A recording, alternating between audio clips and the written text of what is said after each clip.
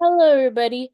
For my community resource, I chose the Kern Partnership for Children and Families. My name is Sadie, and this community resource is in Bakersfield. So, for the content we'll be reviewing is the history of the resource, who is the agency, their mission, who are their services for, the services actually, programs, procedures for services, days and times of operations, and resources. So the history of the KPCF, it was established in 2007 with the intention to support families who need more than government can provide. It has multiple programs that they partner up with to support families and youth. In 2008, the Kern County Network for Children started working with the agency and community partners established with the Dream Center. This center serves as a safe place. For over 36 years, their holiday cottage event has sufficed in helping their children during the holidays. So, who is the agency? The agency is a local nonprofit 502c3 charitable organization who works closely with the Kern County Department of Human Services, local schools, and family resource centers. They are supported by businesses, the Department of Human Services, community partners, community organizations, faith-based groups, and they're made of volunteers and social service professions. And they are mainly to act as a resource bridge. Their mission. Their mission is meant to meet the unmet needs of the vulnerable children and families in Kern County.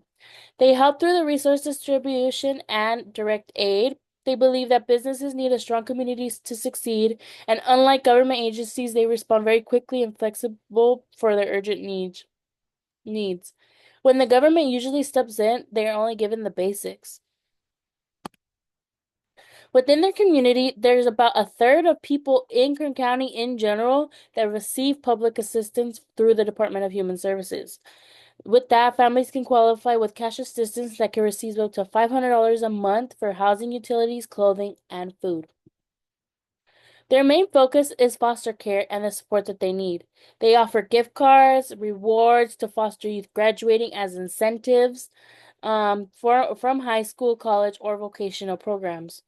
Encourages the foster system to reach educational milestones. They provide back to school supplies and housing starter kits for emancipated youth. Who are the services for? So the services are for emancipated youth, foster children, pregnant teens and teen parents, low-income families, at-risk youth, children and families in crisis or transition, and parents needing support and resources to stabilize their households. So basically, anybody in need that usually have government assistance from the Department of Human Services are able to use these sources for their teens, for parenting themselves, and all of the children and families that may need more support than the government can provide. So services provided. So they provide basic needs support, which supports the supplies needed for children and household items that um, adults, like newly young adults, may need when moving into independent living. They have house and transitional help, which support former youth transitioning into adulthood. They have housing assistance with starter items and programs like the Dream Center, which I'll talk about more later. Education and skill development, they help with enrollment in schools or have GED programs that they're ready for. Job readiness training, to get entry-level jobs or more experience for jobs. They have graduating incentives that encourage school completion, like scholarships. They also have wellness. So they have counseling referrals, support groups for parents and teens. They have Harvest of Hope, which I'll mention more later. They have focus on dignity, opportunity, and stability to help families thrive. So with this, government usually their only job with this is to provide, like especially for foster groups, their job is to provide safety, housing, clothing, food, but not much. Like only what your basic with this resource, they're able to um they're able to ask for more resources, like with counseling and all of that, like parents and family support. So going into family support, there's parenting classes, helps with accessing other government benefits that they may not be exposed to. There's domestic violence and trauma resources. There's parents that don't have the stability that they think that they have for their children because of these problems, and there is resources for them as well. There's after school programs and safe spaces for youth, and there's services for pregnant and parenting teens, like daycare, childcare for these parenting teens. Programs. So one of the programs I asked about when I called and I went through their website to find out more information is a holiday cottage program. It provides Christmas gifts to children in foster care crisis situations.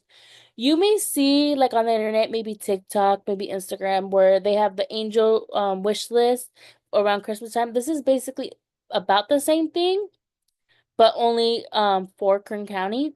So these community members can sponsor a child's wish list or donate these items. With the angel list, I think you can only buy them.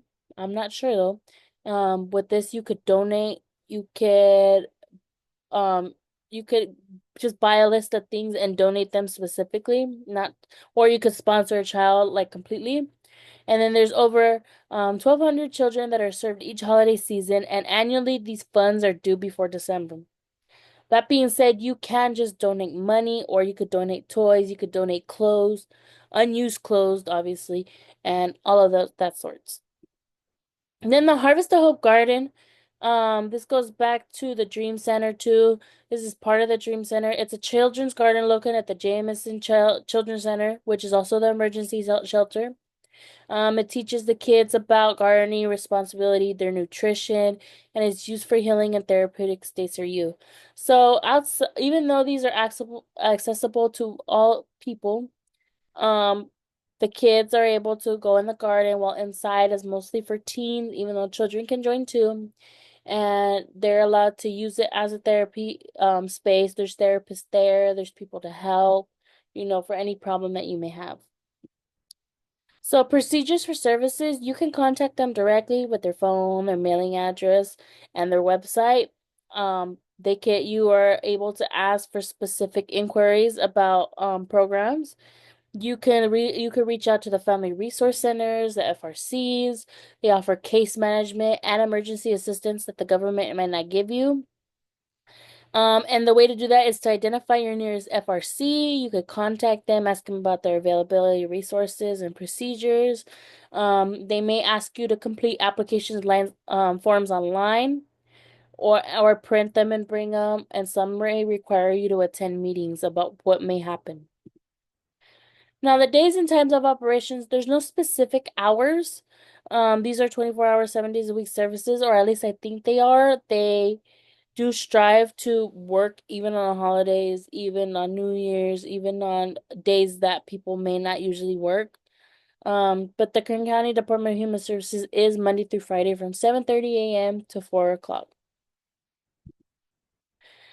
They do offer donations. You could donate directly on the website. They have a PayPal set up, and with that PayPal, you are able to choose what the donation is for specifically. So it could be just in general, like they'll split it upon each one's. There's foster youth programs, there's Jameson Children's Center, the Harvest of Hope Garden, and children events. And that's it. Thank you.